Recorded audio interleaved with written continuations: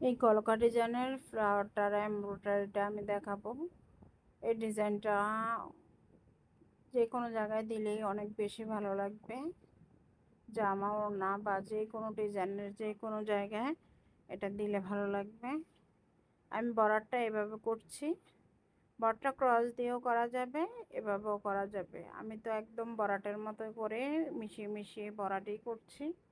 এভাবে করলেও ভালো লাগবে। আপনার যদি ক্রস দিয়ে করা হয় তাহলে ভালো লাগবে, পাতার মতো দিয়ে করলেও ভালো লাগবে, ফিশ বোন স্টিচ দিয়ে করলেও ভালো লাগবে। তো বড়াটার মতোই করছি আমি, ফ্রেমটা হাতে রেখেই করছি। আর কাপড়টা একটু ভারী, তাই করতে একটু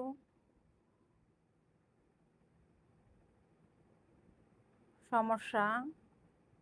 তারপরেও আমি হাতে রেখেই, সেজন্য হাতে রেখে করছি, ফ্রেমে রেখে করতে পারছি না। ফ্রেমে রেখে করলে এত ভারী কাপড়ে কাজ করতে একটু প্রবলেম হয়, সেজন্য হাতে রেখেই করছি।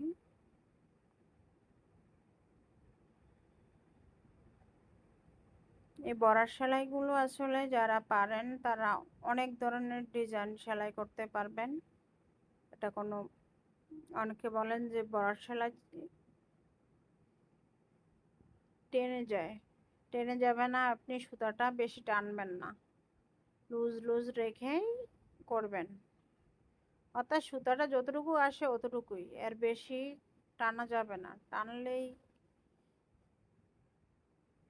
আপনার সুতায় কাপড়টা তখন টেনে যায়। আর যখন ফ্রেমে লাগাবেন, ফ্রেমটা কাপড়টা একদম শক্ত করে আটকাবেন, কাপড়টা যেন টান টান থাকে। কাপড়টা যদি লুজ থাকে তাহলে ভরাট করে কোনো দিনে আরাম পাবেন না, আর একদম কুঁচকায় যাবে।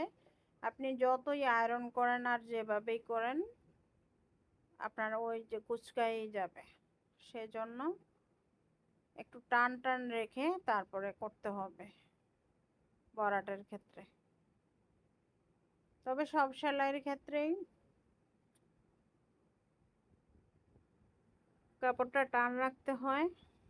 ফ্রেমের চারপাশে, যদি কাঠের ফ্রেম হয়, চারপাশে আপনারা কাপড় পেঁচিয়ে নিতে পারেন। আমি ট্যাপ পেঁচিয়ে নিয়েছিলাম, আমার কাপড় পেঁচানোর মতো মানসিকতা ছিল না, ট্যাপ পেঁচিয়ে নিয়েছিলাম। কিন্তু ট্যাপ দিয়েও কাজ ভালোই করছি, তবে কাপড়টা বেশি স্মুথ হয় এবং কাপড়টাতে অনেক বেশি সুন্দর করে লেগে থাকে। আর ট্যাপ হলে আপনার ধরেন আপনি খুব দ্রুত খুলতে এবং লাগাইতে পারবেন আর কি। এটা হচ্ছে কস্টেপ দিয়ে করলে, তবে কস্টেপটা আস্তে আস্তে ছুটে যায়,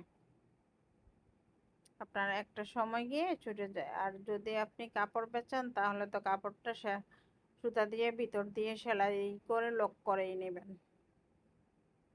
তাহলে আর ছুটার সম্ভাবনা থাকে না।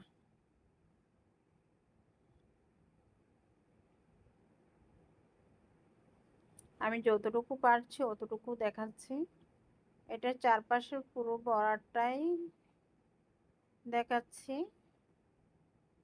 মাঝে মাঝে একটু একটু করে কেটে দিয়েছি বা করি নাই, এরকম যতটুকু সম্ভব হয়েছে অতটুকু করেছি। আর আমি তো পুরো ভিডিওটাই দেওয়ার চেষ্টা করি, আসলে ওইভাবেই পুরো ডিজাইনটাই আমি কিভাবে করি সেই ডিজাইনটা দেওয়ার চেষ্টা করি। এটা তো একটাতে হবে না, আপনার দুইটা অথবা তিনটা ভিডিও হয়তো লাগবে। তবে পুরো ডিজাইনটা, যে ডিজাইনটা আমি করতে নেই ওটা শেষ করে তারপরে ভিন্ন ডিজাইন দিই। তো আমি যে ডিজাইনটা করতেছি এই ডিজাইনটা শেষ করে তারপরে নেক্সট ডিজাইন দেব। এটার পুরো কাজটাই আমি দেখাবো, দেখিয়ে তারপরে হচ্ছে ভিন্ন একটা ডিজাইন দেব। আসলে আমি একটু ব্যস্ত, সেজন্য ভিডিও দিতে পারছি না। সবাই ইনবক্স করছেন যে কেন ভিডিও আসছে না আপু নতুন। অনেকে লিখেছেন কি আপনি কি অসুস্থ, আসলে একটু অসুস্থ, তারপরে একটু ব্যস্ততাও আছে। সব মিলিয়ে ভিডিও দেওয়া হচ্ছে না। আসলে ভিডিও দেওয়ার তো চেষ্টা করি, কিন্তু পারি না, সময় কুলিয়ে উঠতে পারি না। আর বাসায় যদি কোনো ফার্নিচার নাড়াচাড়া হয় তাহলে তো বোঝেন এই অবস্থা। আমি বাসায় রুমের সেটিংগুলো চেঞ্জ করেছি, ফার্নিচার নাড়তে গিয়ে একদম সময় আর থাকে না, বাসা গুছাতে নিলে আর সময় পাওয়া যায় না।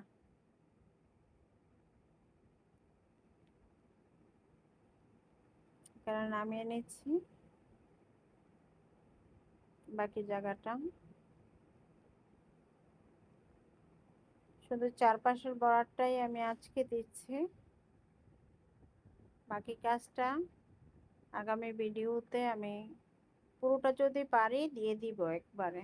কারণ আমি ভিডিও তো বেশি ছোট করতে বেশি পছন্দ করি না, ভিডিও যতটুকু হয় অতটুকুই আমি দিয়ে দিই, যতটুকু বড় হয় অতটুকুই আমি দেওয়ার চেষ্টা করি।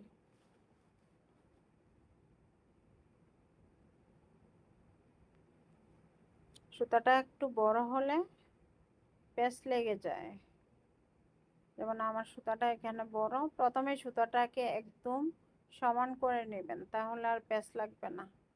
আমি নিজে বলি ঠিকই, কিন্তু সুতা কাজ করতে গেলে প্যাচ লাগবেই, সুতার এটা ধর্ম, প্যাচ তো লাগেই।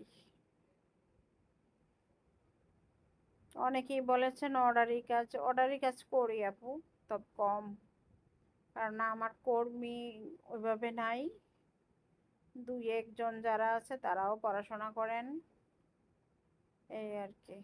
আর নিজে তো কাজে তেমন একটা করতেই পারি না, সময়ই নেই।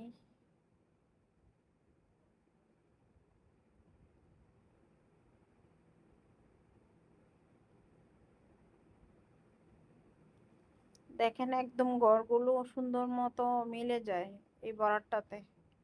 বর্ডারটা এভাবে একটু অ্যাঙ্গেল করে করাতে অনেক বেশি সুন্দর হয় লুকিংটা দেখতে। আজকে এতটুকুই করেছিলাম, এতটুকুই দিলাম।